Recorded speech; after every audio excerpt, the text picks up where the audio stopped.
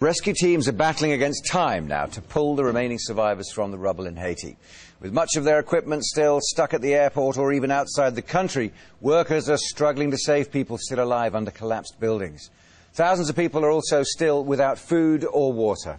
5 days after the quake, questions are increasingly being asked now about the coordination of the mission, which is being led by the US military and the United Nations.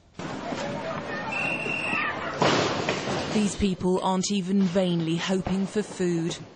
They're fighting over cardboard boxes to use as shelter. What they need are the contents inside. Those close to giving up are being urged to hold on.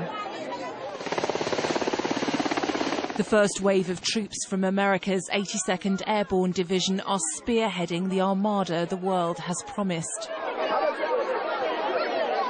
They are trained to drop in and get things moving, but it takes time.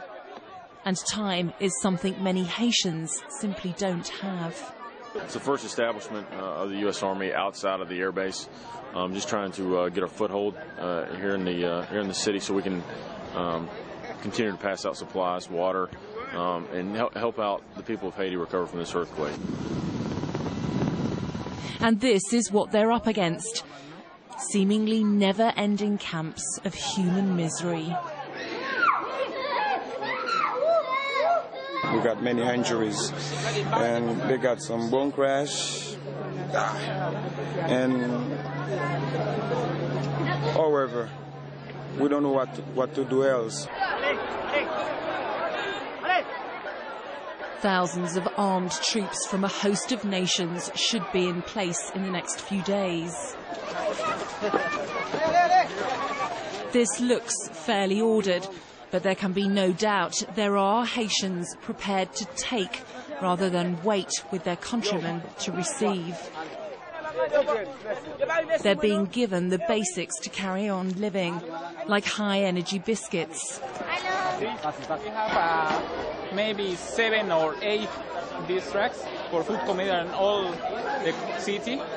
And this moment we are bringing food and water, and this is for maybe 500 and 1,000 pesos.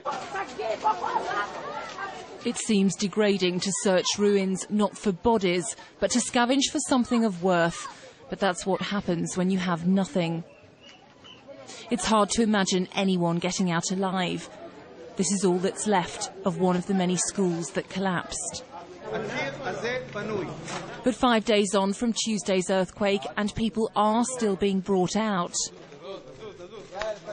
Every night's sleep the rest of the world has had since then, for so many in Haiti, has been spent underneath slabs of concrete, contemplating why fate folded their country in on them. Here's one man whose prayers were answered. He could never have imagined meeting a group of Israelis like this. Lisa Holland, Sky News. Let's get more on the organisation of this aid effort. On the line now from Geneva, Elizabeth Burr, spokeswoman for the UN Office for the Coordination of Humanitarian Affairs. Thanks very much indeed for joining us, Ms. Burrs. Hello. Hello. As you understand it now, who is running the operation in Haiti? Who's in charge? The United Nations is in charge of the coordination of all the relief effort and also of the search and rescue operation. As of today, those search and rescue workers have saved and extracted from the rebels more than 70 people alive. There are 43 international search and rescue teams right now working around the clock together with 161 dogs, equaling 1,739 rescue workers. This is the biggest operation ever for international rescue teams. And that's the search and rescue situation. What about relief, shelter, food, water? How is the coordination going with that side of the operation? It's a huge operations. It's one of the biggest operations we had to deal with, and it's a serious challenge at this stage to bring essential relief supplies into Haiti, given that we have very huge logistical constraints. The airport, of course, is open, but has a very limited capacity. The port is not operational. The cranes are destroyed. There is a lack of fuel, and it's seriously hindering our aid efforts.